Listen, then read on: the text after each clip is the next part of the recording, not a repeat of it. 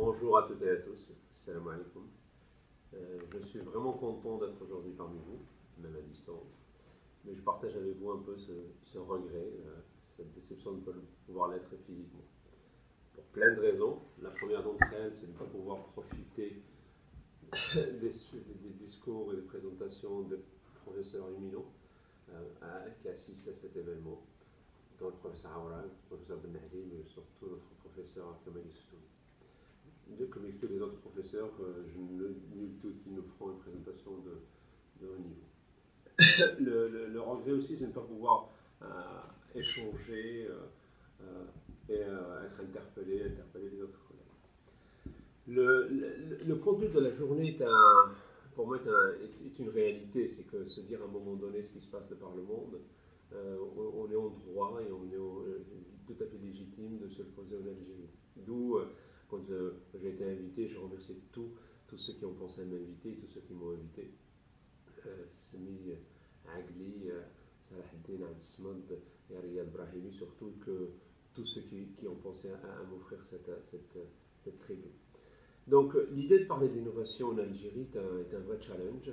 Je vous propose de l'inscrire aussi dans un schéma un peu plus large, qui serait cette position-là, cette agitation intellectuelle, cette agitation, je dirais, politique, économique, qui est en train de se propager dans le monde, et qui concerne aussi les changements induits par le digital, les changements induits par les transitions économiques, les transitions culturelles, les transitions écologiques. Je vois sur la structuration que je trouve pertinente, tout à fait, au-delà de la plénière autour de The Force of Change in Digital, proposé par le professeur Toumi, et je pense apportera un peu tous ces challenges-là et un SWOT ou un positionnement du sujet. Mais également un peu tout ce qui se concerne les aspects politiques, que je pense un point important, le triptyque que tout le monde s'accorde à dire actuel, à savoir les offreurs de solutions, les offreurs de ressources, les créateurs de valeur, mais aussi les régulateurs. Donc si on devait les décliner, ça peut être l'État, la société civile, ça peut être aussi les entrepreneurs, mais ça peut être aussi les sociétés de recherche, les académiques et les centres de recherche. Ma présentation, mon discours s'inscrit dans un panel, dans un espace qui est consacré à l'expérience, ou les expériences sur les conditions d'émergence d'un modèle de réussite algérien. À cela, j'ajouterai peut-être une nuance avant de commencer un peu sur les éléments sur lesquels je vais insister.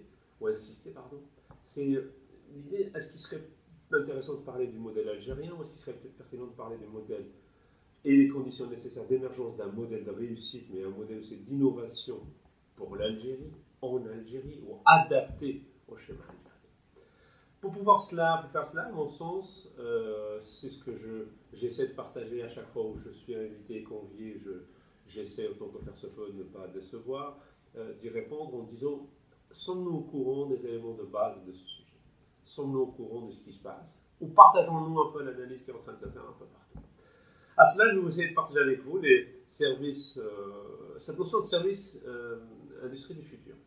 On appelle 4.0 parce qu'il faut le savoir, ce sont des schémas politiques.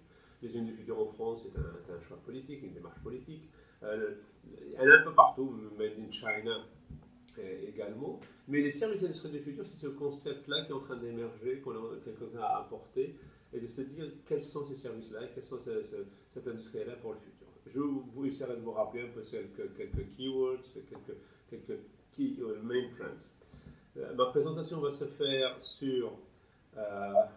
en 5 temps, mais j'essaierai de tenir le timing, les 10-12 minutes, et le format, son support, je pense, permettra aussi d'avoir une ouverture et une souplesse par rapport à ça. D'abord, c'est quoi le 4.0? C'est quoi les usines du futur? C'est quoi les services d'industrie du futur? Je reviens sur un point important, c'est que tout concept est intéressant, mais surtout dans l'état actuel des choses, et surtout si on va en faire un modèle de réussite, c'est comment l'évaluer, comment décrire la démarche, quelle est la feuille de route pour pouvoir l'appliquer. Quels sont les schémas qui sont en train d'être mis en place? Je parlerai à ce niveau-là des alliances. Les évaluations, c'est-à-dire tout acte, toute démarche doit avoir une capacité d'être évaluée de manière objective ou même autre. Mais aussi parler, j'essaierai autant que possible de donner une ouverture sur le modèle algérien ou du moins ce qui est su à travers les bases et les actions sur l'Algérie. rapidement, moi je retiens d'une présentation qui date de quelques jours. J'avais la chance d'être convié aussi au BI 4.0, un moment assez important organisé en France dans la région Grand Est, où il y a vraiment une application forte sur ce sujet. Laurent Levaché, qui est à la R&D de EDF, acteur très très fort en Europe, et pas que sur l'énergie, mais pas que actuellement sur les usines du futur, a classé les catégories des pays de manière assez claire, les leaders, les outsiders et les second brands. Et c'est intéressant pour dire que les cartes sont mélangées et les challenges sont différents. Les leaders, tout le monde l'a à le dire, que c'est l'Allemagne et le Japon, à des instants, des approches différentes. Les outsiders, c'est ceux qui sont là et qui se challengent même par une perspective assez particulière.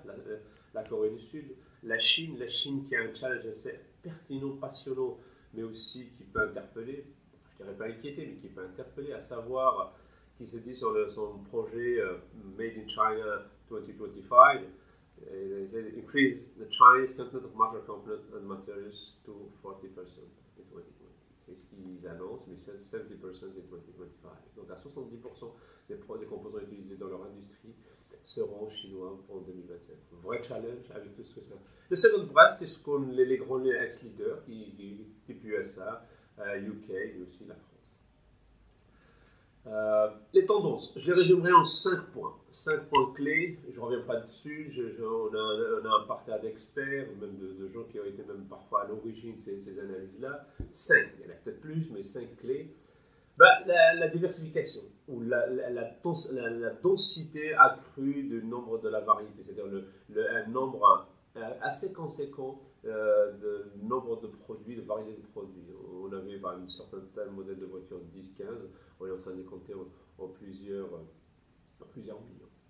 La réduction, l'accélération, l'obsolescence, j'appellerais pour ma part, mais c'est ce que j'appelle le short life cycle, c'est-à-dire la réduction rapide et excessive de temps de cycle, temps de produit, et même la durée de vie des structures, des entreprises. D'où d'ailleurs à repenser le modèle de financement et de repenser le retour sur investissement.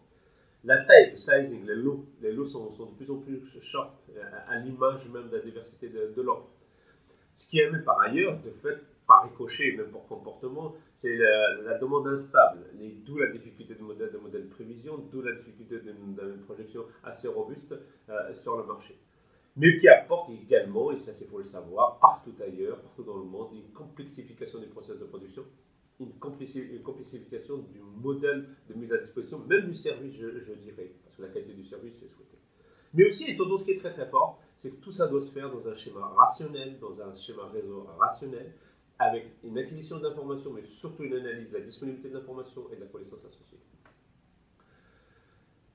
Il y a beaucoup d'issues, pour faire de l'anglais, français, anglais, beaucoup de problématiques auxquelles il faut adresser.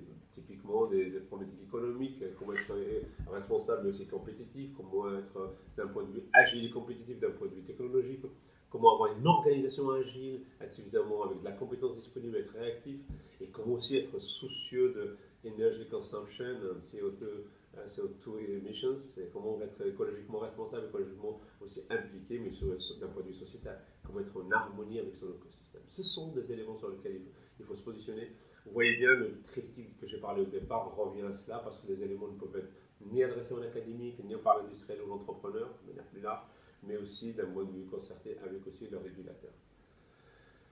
Les bénéfices sont multiples. On innovera parce qu'on aura de nouveaux challenges, on pensera à de nouvelles fonctionnalités, surtout dans cet espace-là où on n'a plus de produits, on n'a plus de valeur de produit, on a une valeur de fonction, on achète une fonction. Vous voyez bien avec tous les modèles de leasing, mais pas que. Vous avez aussi une valorisation des entreprises qui ne se fera pas ni par les bâtiments, ni par la PI, la propriété intellectuelle, mais par la valeur de données qu'elle détient. L'expérience, aussi le respect, la mise au centre du système du consommateur, les revenus, l'agilité, la productivité et l'optimisation des coûts.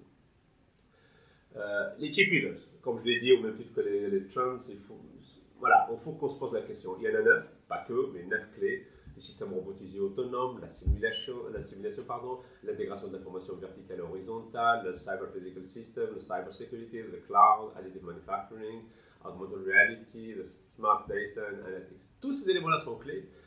Charge à chacun de savoir Qu'est-ce qui l'intéresse? Où est-ce qu'il a les compétences? Où est-ce qu'il peut et se sent capable de développer la compétence? C'est de là qui mènera l'innovation. C'est de là que l'innovation sera ancrée, qui sera réelle, qui fera un essai transformant. Les impacts sont multiples. Les impacts sont multiples parce qu'on innove sur des produits, des services, mais on innove aussi, c'est qui va gérer ça?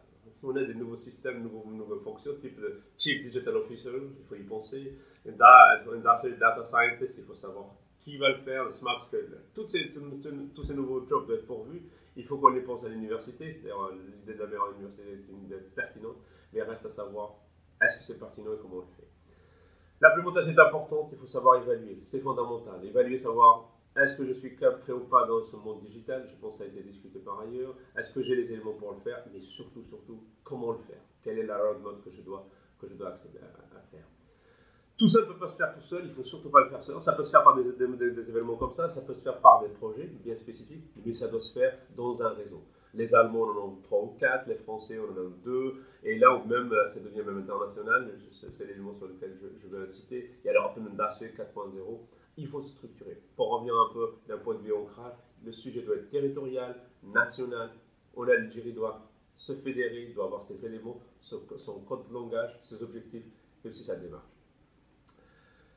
Les évaluations sont importantes, attention, il existe beaucoup de protocoles d'évaluation, il y a beaucoup de scoring. Il y a un scoring que moi je partage et qui est basé sur 6 éléments, la flexibilité, digitalisation, énergie, efficiency, social effort, effort, and environmental effort. Ce sont des éléments importants, il faut évaluer.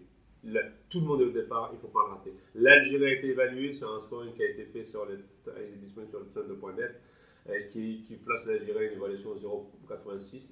Je ne pourrais pas le développer à lui tout seul, prendrait un temps conséquent. Sachez que les informations qu'on pense ne pas avoir sont perçues à l'extérieur à travers les réseaux. Donc on est tous visibles, on est tous évalués.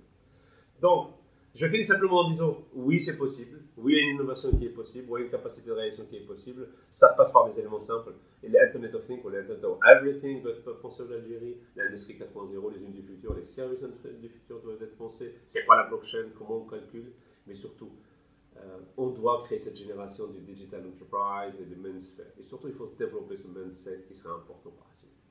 J'étais un peu rapide, j'essaie de respecter le format, je m'excuse pour ce petit dépassement, mais je vous remercie beaucoup. Au plaisir d'échanger avec vous et je reste accessible par tous les moyens, surtout par les organisateurs. Merci à vous, au revoir.